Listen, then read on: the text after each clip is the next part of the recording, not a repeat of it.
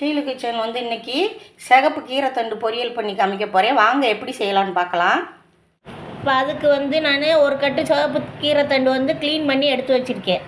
கடாயில் வந்து தேங்காய் எண்ணெய் ஊற்றிருக்கேன், 1 டேபிள் ஸ்பூன் ஊற்றிருக்கேன். அதில் கடுகு போடுறேன், பொரியட்டும்.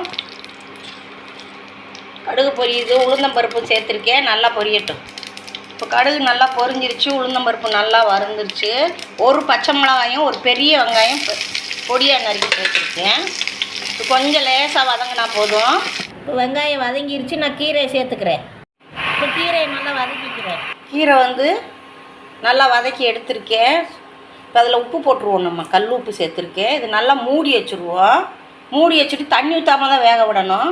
இந்த மாதிரி நம்ம மூடியை ஓப்பன் பண்ணிவிட்டு இப்படி ஒரு கிண்டு நல்லா எல்லாத்தையும் அடிப்பக்கத்தெல்லாம் மேலே கொண்டு வந்து நல்லா ஒரு வதக்கி வச்சுருக்கேன். இப்போ திருப்பி நம்ம மூடி வச்சுருவோம். இப்போ கீரை நல்லா வதங்கிருச்சு, தண்ணியெல்லாம் நல்லா அதில் இருக்கிற தண்ணியெல்லாம் நல்லா சுண்டிருச்சுன்னா கொஞ்சம் லைட்டாக தான் இருக்குது. இப்போ நம்ம இந்த ஸ்டேஜில் வந்து தேங்காய் திருவலை போட்டு விட்ருவோம். குட்டி அரை மூடி தேங்காய் வந்து சின்ன காயில் போட்டிருக்கேன். தேங்காய் நிறைய போட்டால் தான் இந்த கீரைக்கு நல்லா டேஸ்ட்டு கொடுக்கும் பொரியல். இந்த பாருங்க,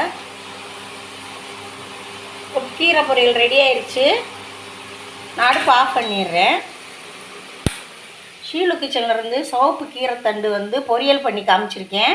நீங்களும் இதேமாதிரி செஞ்சு பாருங்கள். லைக் பண்ணுங்கள், ஷேர் பண்ணுங்கள், சப்போர்ட் பண்ணுங்கள். நன்றி.